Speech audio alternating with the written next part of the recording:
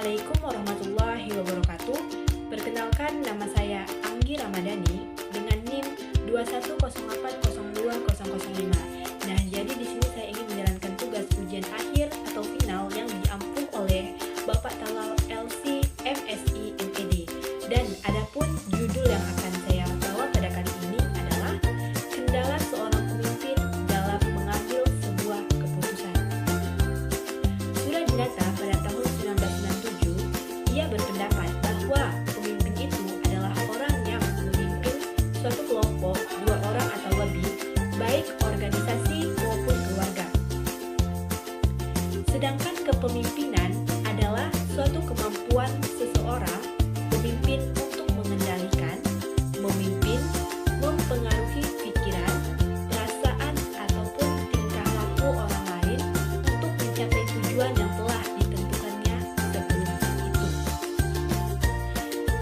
Sedangkan kepemimpinan adalah merupakan suatu kemampuan yang melekat pada diri seorang yang memimpin yang tergantung dari macam-macam faktor, baik faktor internal maupun faktor eksternal. Pemimpin merupakan faktor penentu dalam sukses atau tidak suksesnya suatu lembaga, baik lembaga formal maupun lembaga non-formal. Nah, keberhasilan suatu lembaga ditentukan dari kualitas pemimpinnya, sebab pemimpin yang berkualitas akan mampu mengelola lembaga yang dipimpinnya. Seorang pemimpin yang baik akan selalu memberikan feedback mengenai hasil kerja dari timnya. Misalnya, ketika tim menyelesaikan pekerjaan dengan baik, maka pemimpin harus memberikan feedback positif. Nah, jika kita ingin menjadi pemimpin yang baik, maka kita harus memiliki beberapa kriteria.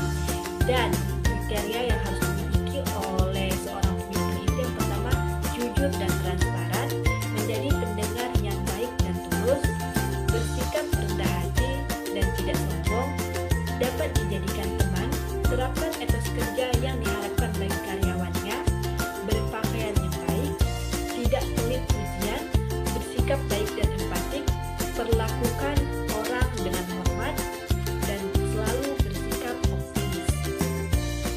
Tetapi, kenapa seorang pemimpin selalu saja ada kendala dalam memimpin?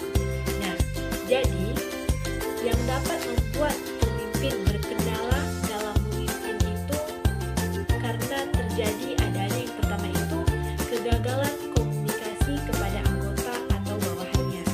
Yang kedua, kurangnya visi yang jelas. Yang ketiga, segan untuk melakukan pemecatan ataupun peneguran terhadap bawahannya. Nah, jadi untuk itu peran pemimpin sangat dibutuhkan untuk mencegah suatu masalah, mengurangi kemungkinan terjadinya masalah sebelum berubah menjadi lebih besar lagi, dan menyelesaikan masalahnya tersebut.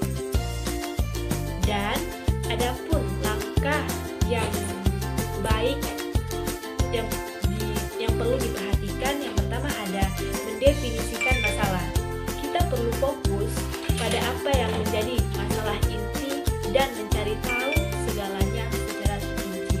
Seringkali hanya menganalisa permasalahan sekejap saja sehingga tidak bisa mengetahui penyebab suatu permasalahan dengan benar.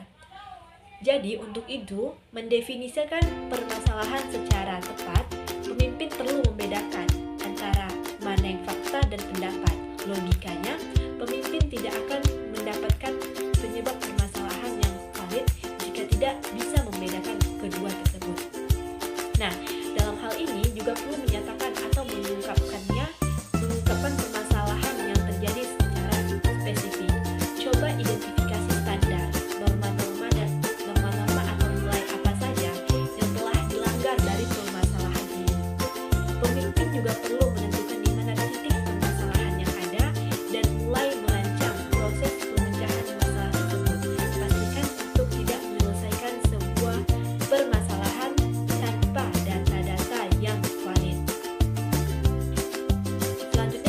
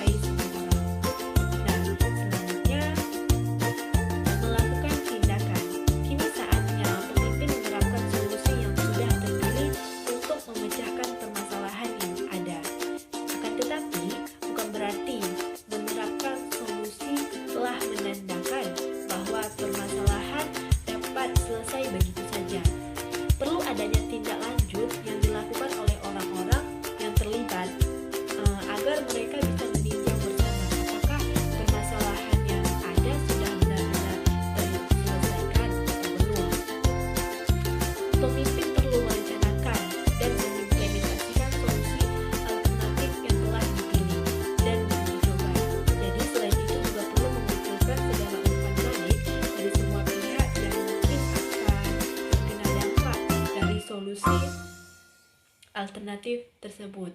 Nah, jangan lupa untuk mencari persetujuan atau konsensus dari semua pihak yang terkena dampaknya. Dan yang terakhir, pemimpin perlu terus mengevaluasi hasil jangka panjang berdasarkan solusi akhir yang telah dipilih bersama-sama. Nah, jadi kawan-kawan, di atas adalah 5 cara pemimpin dalam menyelesaikan masalah yang ada. Jadi, apakah kita sebagai pemimpin sudah siap untuk menyelesaikan segala permasalahan yang ada? Nah, untuk itu kita perlu mengasah keahlian kepemimpinan kita. Salah satunya bisa mengikuti kelas pelatihan kepemimpinan. Baik, sekian dari saya. Wassalamualaikum